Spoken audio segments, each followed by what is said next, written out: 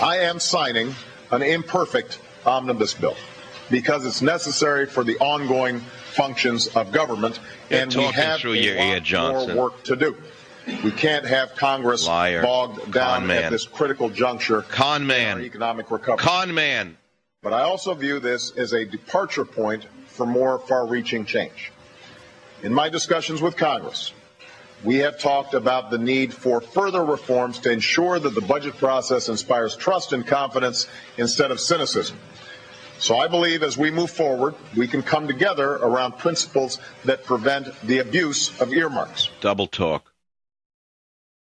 Yeah, but didn't he also say he wants to keep earmarks, guys? You want to play that clip for the American people listening to the Savage Nation?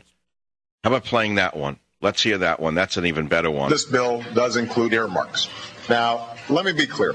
Sure. Done right, earmarks have given legislators the opportunity to direct federal money to worthy projects that benefit people in their districts. Oh, sure. And that's why I've opposed their outright elimination. Double talker, liar. In other words, he lied to you. All of those of you who wanted hope and change. You wound up with probably the most corrupt Congress in American history. I don't know of another one. I mean, I study American history all my life. I have never seen a more drunken, corrupt Congress in my life, and I mean both sides of the aisle. $381,000 for jazz at Lincoln Center. That's going to create jobs for who? A saxophone player? $238,000 for the Polynesian Voyaging Society in Honolulu for Daniel Inouye. What kind of jobs is that going to create? But wait, it gets worse on the other side of the aisle. To silence the Republicans, they got more money than the Democrats. Shelby, Republican Alabama, got $114 million. Thad Cochran, Republican Mississippi, got $75 million for his constituents. Mitch McConnell, the puppet, looks like a puppet, talks like a puppet, looks like Charlie McCarthy, put up a big front 2 weeks ago. He got $51 million for the Bluegrass State. And Al Inspector, the double talk backstabber, got $25 million for Pennsylvania. So it doesn't really matter which party you're talking about at this point. The reason the system is like this is because both of them are corrupt, in my humble opinion. And it's only one man's opinion, that's all. Now, Obama says he wants to be very clear about earmarks, that he's keeping them because they're good. I'm going to read you something that came out minutes ago from the Associated Press. And I got to tell you something. I've noticed something going on recently that's really interesting. While the newspapers are going out of business, the Associated Press is doing its job more so than ever before. And they're not in Obama's pocket the way you might have thought they would be today.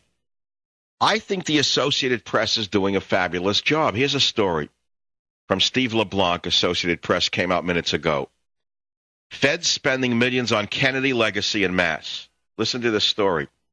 More than 1 out of every $5 of the $126 million Massachusetts is receiving in earmarks from a $410 billion federal spending package is going to help preserve the legacy of the Kennedys. 1 out of $5 to glorify the Kennedy family. The bill includes $5.8 million for the planning and design of a building to house a new Edward M. Kennedy Institute for the Senate. Now, I don't know if that $5.8 million for the Ted Kennedy building will include a mock Chappaquiddick bridge and creek. That could explain the cost, and there could be a cost overrun because I suspect that in order to create a mannequin that acts like Mary Jo Kopechne before she died and while she was drowning as the good senator swam and ran away, that alone could cost millions of dollars, and that could explain the high cost of this building to house a new Edward M. Kennedy Institute for the Senate. You know, it costs a lot of money to create human-like statues, particularly those that are drowning and screaming while the good senator was running away. The bill also includes $22 million to expand facilities at the John F. Kennedy Library. I don't understand that. And $5 million more for a new gateway to the Boston Harbor Islands on the Rose Kennedy Greenway.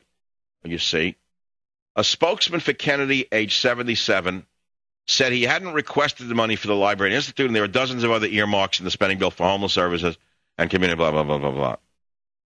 The $22 million JFK Library earmark was sponsored by fellow Mass Democrat and horseface Senator John Kerry, who was also a top sponsor for the money for the Kennedy Senate Institute.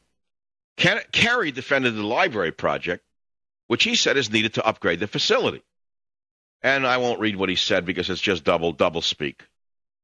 Local officials last year announced they were seeking up to $100 million to build the institute, which they said would focus on the Senate in general and blah, blah, blah, blah, blah.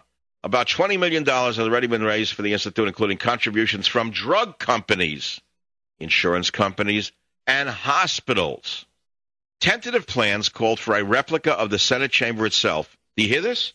The excess we're watching makes the ancient Roman Senate look like a very conservative body compared to what these pork-laden pigs are doing to you. The list of earmarks provided by Kennedy, Kerry, and the state's all-Democratic congressional delegation highlights programs throughout the state, and I don't want to read the rest of them. Nothing has to do with jobs. Everything has to do with self-aggrandizement and cronyism. Critics led by Republican double-talker John McCain have denounced the 8,000 pet projects contained in the bill as pork. President Barack Hussein Obama signed the bill, which he said is imperfect. He said it must signal an end to the old way of doing business. But then if you listen to the kicker, listen to what Obama said. He will not end the earmarks. Listen. This bill does include earmarks. Now, let me be clear. Done right, earmarks have given legislators the opportunity to direct federal money to worthy projects that benefit people in their districts, and that's why I've opposed their outright elimination. That's called doublespeak.